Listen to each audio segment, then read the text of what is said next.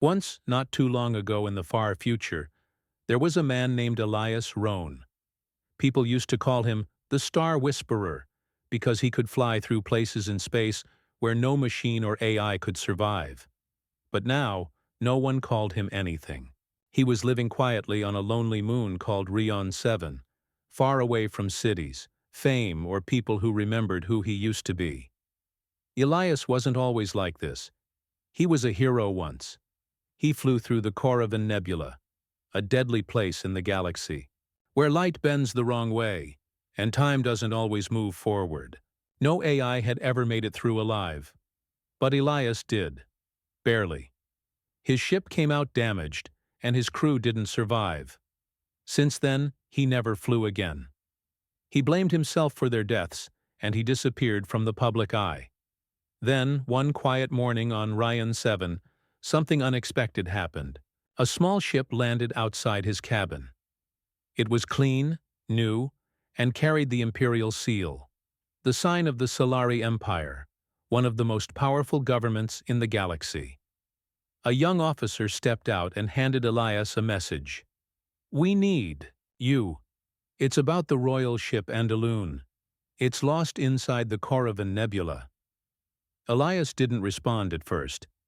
He stared at the message for a long time. The Andaloon was no ordinary ship. It carried the twin princesses, Kayla and Nira, the heirs to the Solari Empire. If they were lost, it wasn't just a rescue mission. It was a matter of galactic importance. But Elias shook his head. "Get someone else," he said. "I don't fly anymore." The officer hesitated. Then he added something that made Elias stop cold. "No one else can make it through the nebula. Not even AI. You're the only one who ever did." Elias still refused. That night, Elias couldn't sleep. He walked outside, staring at the stars. He thought about the past, his old crew, the mission that failed, the screams over the radio, the way time had twisted inside the nebula. He had sworn never to go back, but deep down he knew the truth. He still had the skills, and those girls needed help. The next morning, Elias walked to the officer and simply said, "I'll do it." Back at the Solari spaceport, things moved. Fast. Engineers, politicians, and military officials gathered. Elias was briefed on everything. The Andaloon had disappeared 3 days ago. It sent out a single distress signal before going silent. No AI ships could follow. All of them either shut down or went mad trying to navigate the nebula. Several rescue attempts had already failed. They needed a human. Not just any human. One who could feel space. One who didn't just trust numbers, but flew by instinct. They had a ship ready for him. The Solace. She wasn't new, but she was built strong and had been customized with manual controls for a human pilot. She was fast, and she could handle stress, but she couldn't fly herself. That would be Elias's job. Elias met his small crew. Only 4 people. Among them was someone he didn't expect. Dr. Marin Vale, a scientist and former co-pilot from his past. The last time they had spoken, she had blamed him for their team's deaths. Her face was cold, her eyes sharp. "This time, no mistakes," she said quietly. Elias just nodded. There was nothing left to say. Before leaving, Elias was taken to a private room for a final briefing. An older man, high-ranking in the Imperial Command, looked him in the eyes. "If you fail," he said, "we lose the future of the Empire. And if you succeed, you better come back with the truth. No lies." Elias said nothing. He just walked back to his ship. As the Solace lifted off and broke through the atmosphere, Elias felt a strange emotion. Fear mixed with something else. Purpose. He hadn't felt that in years.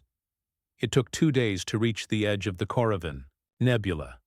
From the outside, the nebula didn't look dangerous. It shimmered in beautiful colors, blue, purple, gold, like a living painting. But Elias knew better. Inside, everything changed. Gravity bent. Time looped. Sometimes your own mind turned against you. As they neared the entrance, the ship's AI, a backup assistant named Vera, started glitching. Screens flickered. The navigation system gave up completely. The crew grew tense. "This is it," Elias said, gripping the manual controls. "We're flying blind from here." As soon as Solace entered the nebula, reality bent. The stars outside twisted into spirals. The ship shook violently, even though there were no meteors or obstacles. Elias's hand stayed steady on the controls. He closed his eyes for a second, breathing deeply, listening to the hum of the engines, feeling the pressure around the hull. "We're going to make it," he whispered. Not to anyone. Maybe to himself. But the nebula had other plans.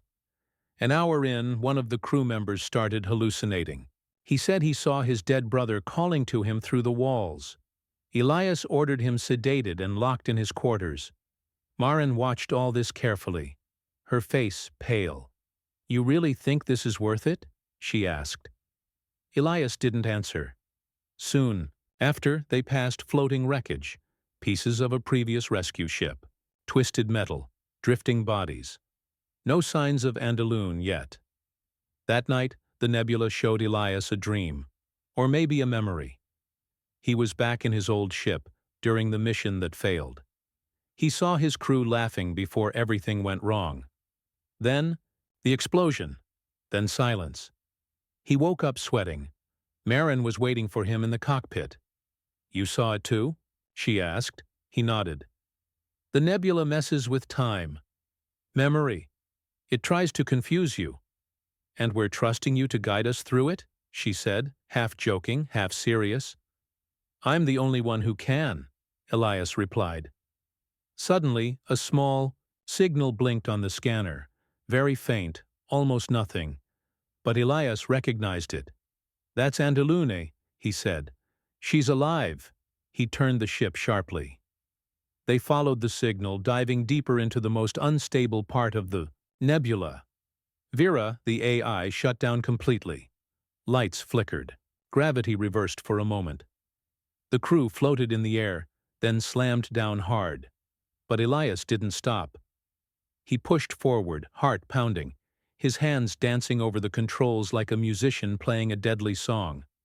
Then, finally, they saw it, the royal ship Andaloon, floating quietly inside a pocket of space where the nebula didn't touch, like an eye of a storm, intact, silent.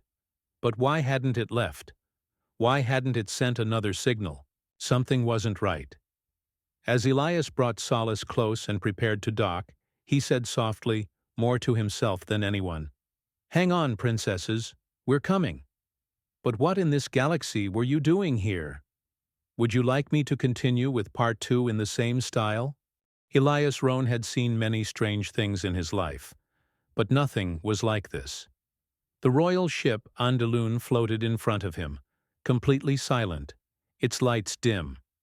It didn't look broken, and it hadn't exploded like the other ships lost in the Corrivan Nebula.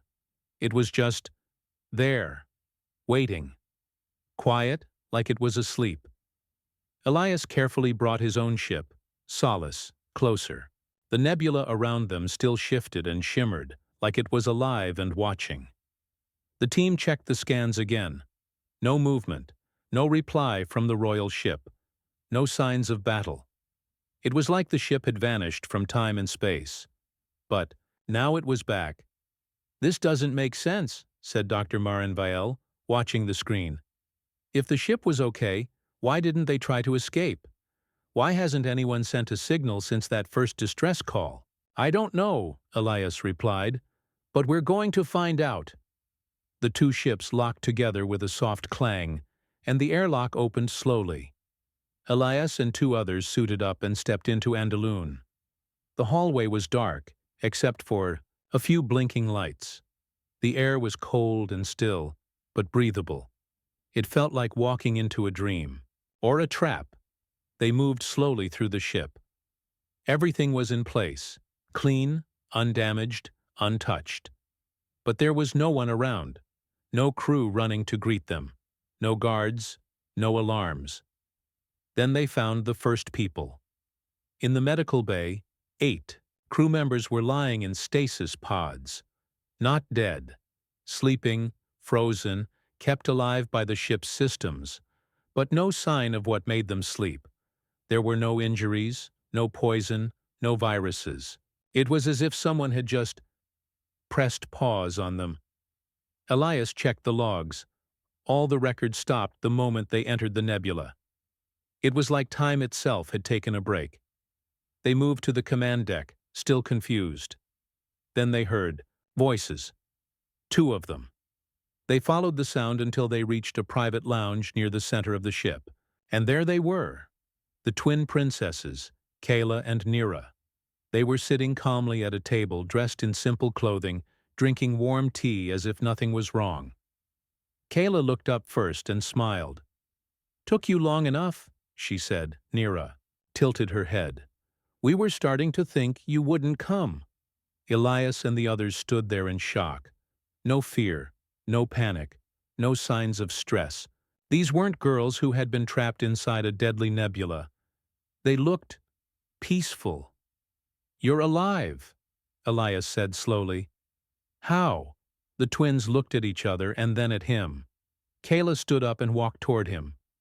"We knew someone would come," she said softly. "We waited, and we protected the ship." Marin stepped forward, eyes wide. "Protected it? From what? There's no damage, no enemies, no anything." Nira answered this time. "From the nebula itself. It's not just gas and light. It's something more, something alive. It speaks. It watches. It wants to confuse you, keep you here, trap your mind." Elias frowned. "How do you know that?" The room was silent for a moment. Then Kayla said, something that made everyone freeze. "Because we heard it too. And we answered." Marin stepped back. "What do you mean? What are you talking about?" The twins looked at each other, then back at the team. "We have a gift," Kayla said. "A secret we weren't allowed to tell anyone. Since we were children, we've been able to hear things others couldn't. Feel energy, sense time and space in ways that don't make sense to normal people. We're psionic," Nira added. "And the Empire sees that as dangerous." Elias suddenly understood. Psionic ability. A rare mental power some humans developed. Telepathy. Vision. Space sense. Some empires trained these people. Others feared them. In the Solari Empire, psionic humans were often controlled, hidden, or quietly removed. "You hid this your whole lives?" he asked. "Yes," Kayla said. "But the older we got, the stronger it became. We knew that inside the core of a nebula our powers would awaken completely. That's why we came." Marin was stunned. "You came here? On purpose?" Nira nodded. "We saw something, in our visions, a future war, something terrible, billions dying, and we saw ourselves, standing in the middle of it, trying to stop it. But we weren't ready. We didn't know how to control our abilities. So we came here, to the place where space and time are broken. We thought, maybe it could teach us." Elias was silent for a long moment. He didn't know what to say. He came here thinking he was rescuing 2 lost girls. But they didn't look lost. They looked like they knew exactly what they were doing. "You risked your lives," he said quietly. "We had no choice," Nira said. "No one would let us train. The Empire would lock us away." Marin stepped forward. "You're the future queens. You carry the bloodline. You had responsibilities. We still do," Kayla said. "But now we can carry them with power, real power. We didn't plan to get stuck. But the nebula is more than we expected. It didn't just unlock our abilities. It tried to trap us here, make us forget who we were, make us sleep like the others." Elias understood. The nebula wasn't just a place. It was alive in some strange way. It played with minds, bent time, and whispered lies. "But we fought it," Kayla said. "Together. Our connection kept us strong. Marin was still trying to process it all. Why tell us now? Because we need your help to leave, Naira said. We can't do it alone. The Nebula doesn't want to let us go. It knows what we've become.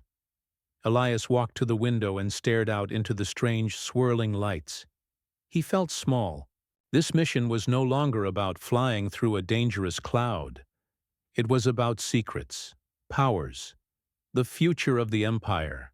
I should tell the Imperial Command, he said. If you do, Kayla said quietly, they'll never let us out again. They'll study us, control us, use us. You don't know that, Marin said. We do, Nira said. We've seen it.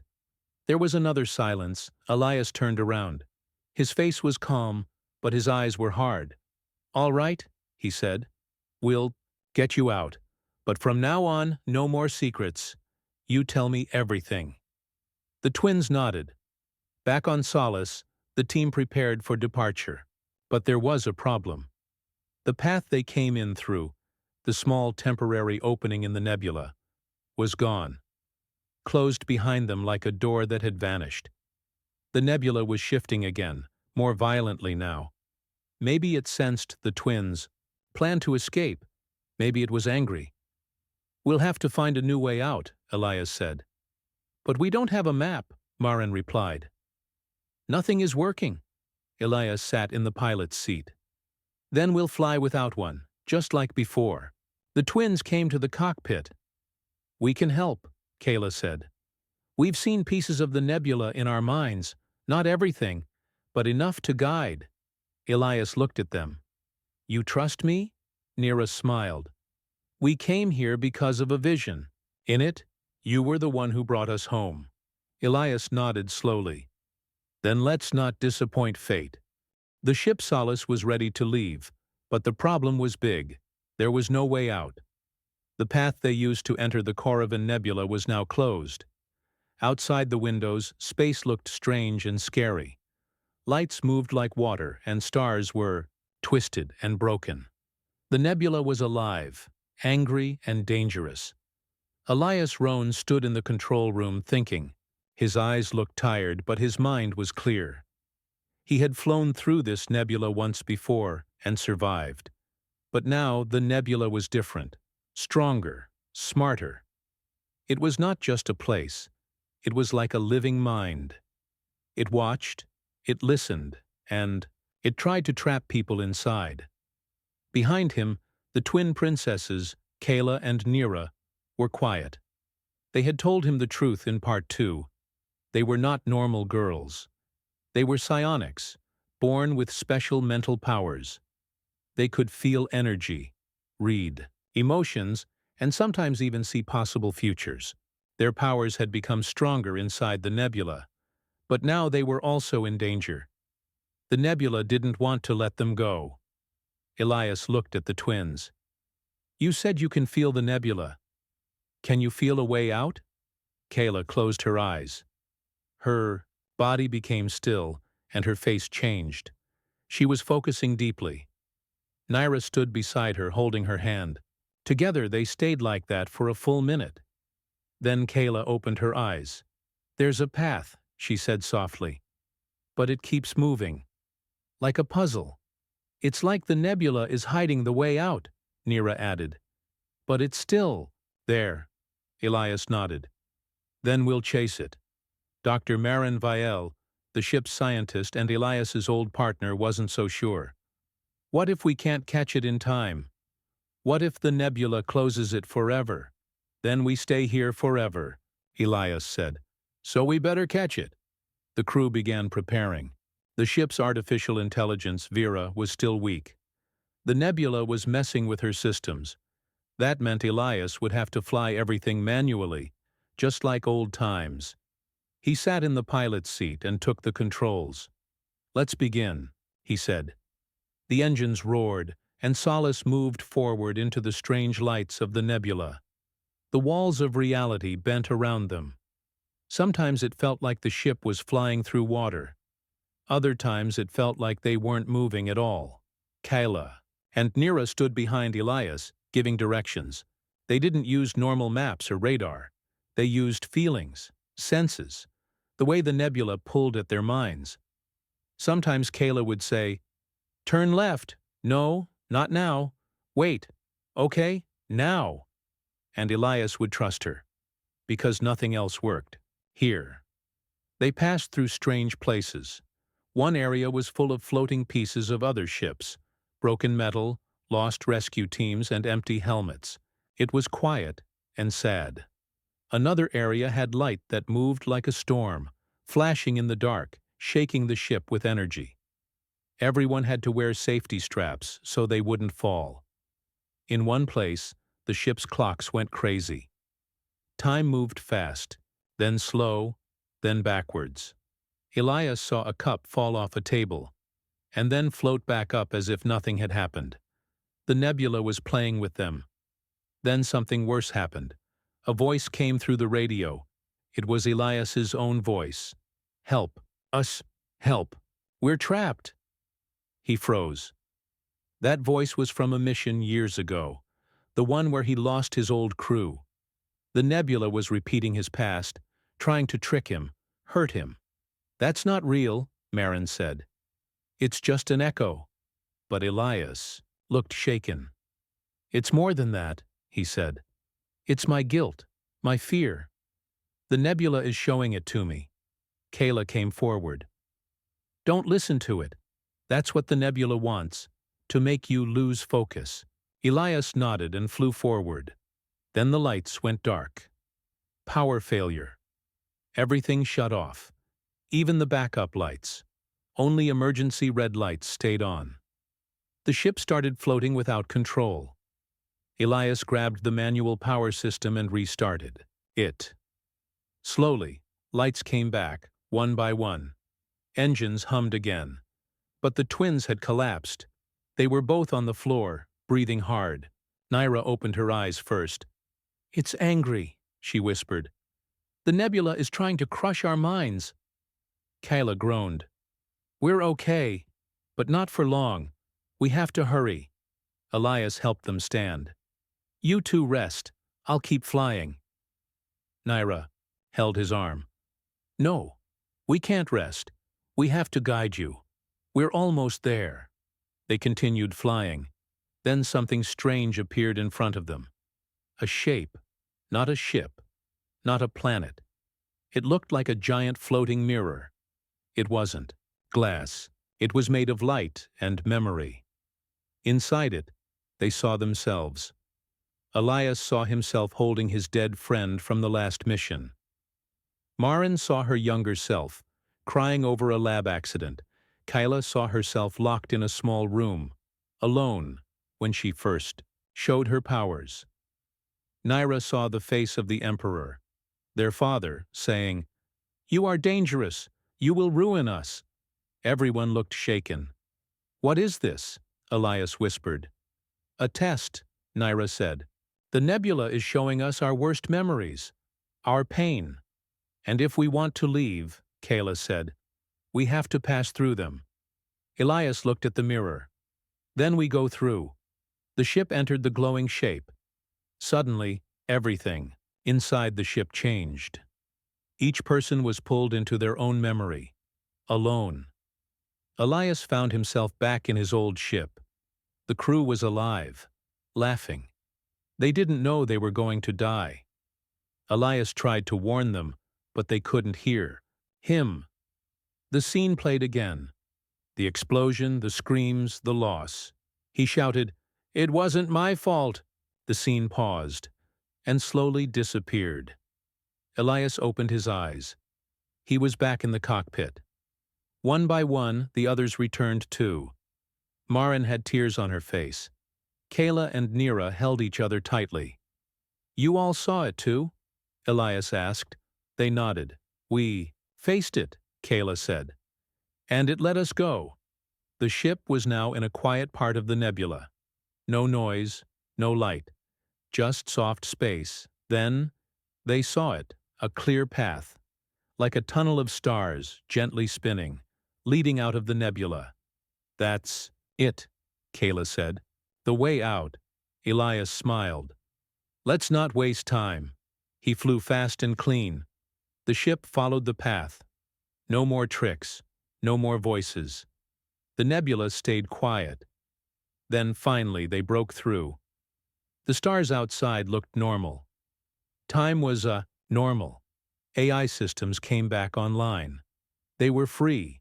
Everyone on the ship cheered. Even Marin smiled. The twin princesses hugged each other, tears in their eyes. But Elias stayed silent. He was thinking. They had escaped the nebula, yes. But something had changed. Not just the twins. Not just the ship. Something deep inside space had awakened. And now, the twins carried part of that power. As the ship moved toward the Silari homeworld, Naira came to Elias. "There's something you should know," she said. "What?" "The Empire is not ready for us. When they learn what we are, they might try to stop us." Elias nodded slowly. "Then we'll protect you, no matter what. Because this journey wasn't over. It was just the beginning." The ship Solace was finally out of the Corrivan Nebula. The stars looked normal again. The sky was calm, quiet, and safe. After so much fear and darkness, it felt like they had come back from the dead. But the people inside the ship were not the same anymore. Elias Rohn, the human pilot, had flown through the most dangerous place in the galaxy. Not once, but twice. This time, he had saved more than a ship. He had saved 2 princesses, who were now something much more powerful than anyone had expected. Kayla and Nira, the twin princesses of the Solari Empire, had unlocked their secret powers inside the nebula. Their minds had grown stronger, and they could now sense time, energy, and even emotions. They were psionic, and no longer hiding it. They sat in their private room, talking quietly. "We're different now," Kayla whispered. Nira nodded. "Yes, but the Empire is not ready to hear the truth." Back in the control room, Elias and Dr. Marin Vielle looked at the navigation system. "We'll reach the Solari capital in 2 hours," Marin said. Elias nodded. "And when we do, everything will change." Marin looked at him. "What are you thinking?" "I'm thinking the Empire might not welcome them. They don't like psionics. And now the royal bloodline is psionic. Do you trust them?" she asked. "I do," Elias said. "But I don't trust the people waiting for them back home." As they got closer to the planet, the twins joined them. "We need to talk," Nira said seriously. "About what?" Elias asked. Kayla looked at him with calm eyes. "About what happens next. About our future. And yours." Elias leaned back. "All right, I'm listening," Kayla began. "The nebula changed us. You already know that. But it also gave us something else. A warning," Naira continued. "We saw a vision. A future war. A civil war in the Solari Empire. It starts small, but it grows fast. Systems break away. Planets rebel. Billions die." Marin looked shocked. "A war? Between who?" "Between the old and the new," Kayla said. "The old leaders want to keep control. The new generation wants freedom. And when they find out we're psionic, they'll use it as a reason to fight." Elias frowned. "And you think they'll blame you?" "They'll fear us," Naira said. "Some will want to protect us. Others will want to use us. And some will want to remove us." Silence filled the room. Marin finally said, "Then what's your plan?" Kayla looked at Elias. "We want you to stay with us, as our protector, not just a pilot, someone who saw the truth and believed in us." Naira added, "We'll need allies, smart, brave people who can help us shape a better future." Elias smiled a little. "I'm no politician." "We don't need a politician," Kayla said. "We need a man with a good heart." He didn't answer right away. He was still thinking. But deep down, he knew. He wasn't ready to leave them yet. Then the ship reached the outer space of Virelan, the royal capital of the Solari Empire. Thousands of lights blinked on the dark planet. It was beautiful, rich, and powerful, but also dangerous. The royal guards contacted the ship. "This is Solari Command. Identify yourself." "This is Captain Elias Roan, ship Solace. We have the royal twins. They are alive and well." There was a long silence. Then, "Prepare for escort. You will land at Central Palace Dock." Soon, 2 warships joined them, flying beside Solace like silent shadows. Elias landed the ship gently. Outside the windows he saw soldiers in white armor, noble advisors, and royal workers all waiting. Cameras floated in the air. The whole galaxy was watching. The airlock opened, and the twins stepped out first. The crowd gasped. They were alive. Strong, but different. Behind them walked Elias, looking calm. Then Marin, and the rest of the crew. The Emperor was not there. Instead, his top advisor, Lord Vareth, stepped forward. "Princess Kayla, Princess Nyra, we are pleased to see you safe." Kayla bowed slightly. "Thank you, Lord Vareth." He looked at them carefully. "We will take you inside. The Empire has many questions." Nyra nodded. "We have answers, but not lies." That line made Vareth blink. He noticed their tone had changed. These were not the soft royal girls from before. These were leaders. Inside the palace, the mood changed. The rooms were beautiful, gold and white, filled with flowers, and glowing glass. But the air was tense. The Emperor, their father, refused to meet them yet. "We'll meet him tomorrow," Vareth said. "He is resting." That was a lie, and the twins knew it. Later that night, Kayla sat with Elias on a quiet balcony. "The Emperor is scared," she said. "He should be," Elias replied. "You've become something new." Nyra joined them. "They think they can control us again, but we won't be silent anymore." Then Marin came in, holding a small data pad. "You need to see this," she said. She showed them a news report. Secret files had been leaked. The Empire had hidden missions, old missions, to capture or kill psionic children. Most of them were called threats and quietly erased. The twins read it in silence. "They tried to do this to us," Kayla said. "They still might," Nyra added. But the people of the Empire had also seen the news. Across the planet, protests had started. Some people were angry. Others were inspired. The people were divided, and in the shadows, someone was watching. That night, a small explosion happened outside the palace gates. No one was hurt, but the message was clear. Someone wanted the twins gone. Back inside the palace, Elias stood guard. He didn't sleep. He stood outside the twins' room like a soldier. In the middle of the night, Kayla opened the door. "You don't have to stay awake," she whispered. "I do," Elias said. "Someone tried to scare you tonight." "They won't stop with fear," Nyra said from behind her sister. "They'll try other ways." Elias looked at them both. "Then let them try. I'm not leaving." The next morning the Emperor finally met them. It was a cold meeting. He sat on a high throne. His face looked older, tired. "You've returned," he said. "Yes," Kayla replied. "We survived." "I heard you brought powers back with you." "We didn't bring them," Nyra said. "They were always inside us. You just didn't want to see." The Emperor looked down. "The people are afraid." "The people are learning," Kayla said. "Your powers make things difficult.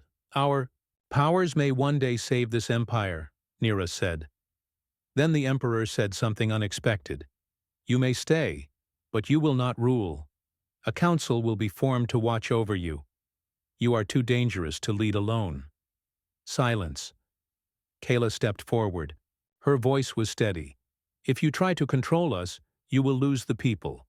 We are not threats. We are the future." Then she turned and walked out. Nyra followed. Elias bowed slowly and left with them.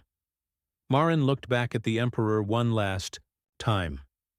His hands were shaking. Later, in a secret room deep inside the palace, the twins met with a small group of young leaders, scientists, and ex-soldiers. People who wanted change. People who believed. It had begun, a secret alliance. They called it the New Path, and it had one goal: protect the Empire by changing it from inside. Kayla looked at the map of the galaxy. "We have work to do," she said. Naira looked at Elias. "And we'll need you, more than ever." Elias nodded. "I'm with you."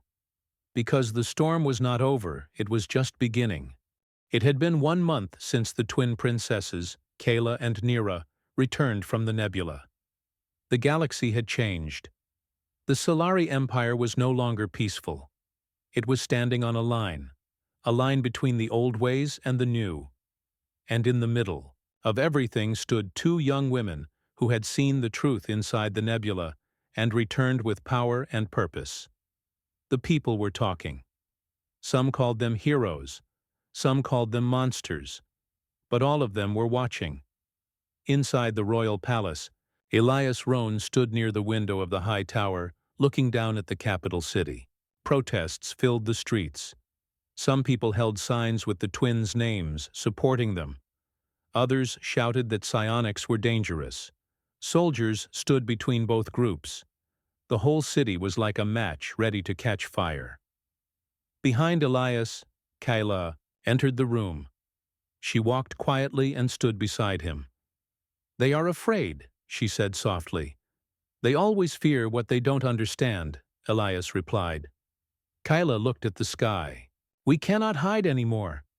"No," Elias said, "but they won't give up their power without a fight." Just then, Nira and Dr. Marin Vale walked in. Naira held a message tablet. "It started," she said. "The council voted. They've decided to remove us from the line of succession. They are calling it a safety measure. They want to erase us," Kayla said. "They're scared you'll take the throne," Marin added. "But we never asked for the throne," Nira replied. "We just want the Empire to change." Elias turned to them. "You have a choice now. Step back or step forward." Kayla looked at her sister, then back at Elias. "We step forward." That same night, in the secret chamber under the palace, the New Path gathered. It was a group of people who believed in change. Young senators, old scientists, rebel fighters, and even quiet defectors from the military. They didn't all agree on everything, but they all trusted the twins. "We've received news," said Jace Varen, a former fleet commander. "Some military leaders have joined the council. They plan to declare emergency rule. That means martial law. No more voting. No more freedom." "Are they planning war?" Elias asked. "Yes," Jace said. "They will attack planets that support the twins. They want to crush rebellion before it begins." Marin stood. "That means we need to act first. Not with weapons, with truth." Naira looked at everyone. "Then we speak to the people." The next morning, the twins stood in front of cameras. The whole galaxy was watching. They didn't wear crowns or royal clothes. They wore simple white robes. They looked calm, brave. Kayla spoke first. "We are Kayla and Nira, daughters of the Empire. We were born in silence, raised in fear, told to hide who we are." Naira continued. "But inside the Nebula we found the truth. Not just about ourselves, about the future. A future where everyone, psionic or not, is treated with respect. A future where fear does not lead the way." Kayla said, "We do not seek the throne. We seek peace. But peace does not mean silence. It means fairness, freedom, and truth." Naira finished. "To the council, we say this: we are not your enemy. But if you declare war on the people, we will not run." The speech spread fast. Across the Empire, people watched and listened. On mining planets, in floating cities, on dusty moons, people started to speak. The twins had lit a fire in their hearts. But the council was not silent. That night, warships moved into position above planets that had supported the twins. Troops landed. Some planets surrendered. Others resisted. Skirmishes began, small battles, flames of war. Elias and Marin watched the reports. "This is getting worse," Marin said. "It's spreading fast." "We knew this could happen," Elias said. "But we have to hold the line." Then a new problem came. A bounty was placed on Elias Rohn's head. 10 million credits, Marin read. "Dead or alive?" Elias smirked. "Guess they think I'm important now." "You're not safe anymore," Naira said. "I was never safe," Elias replied. "But thanks for caring." They laughed. A small laugh. But it felt good. It reminded them they were still human. Then came the most dangerous message. An assassin had entered the palace. It was night. The alarms went off. Soldiers ran through the halls. Elias grabbed his weapon and ran toward the twins' room. He got there just in time. A masked figure had already broken in. He was fast, almost like a shadow. Elias fired. The figure dodged. Kayla raised her hand. A pulse of energy hit the assassin, throwing him against the wall. He dropped his knife. Naira stepped forward. "Who sent you?" The man coughed. "The council. They want you gone." Elias knocked him out and called the guards. That was it. No more hiding.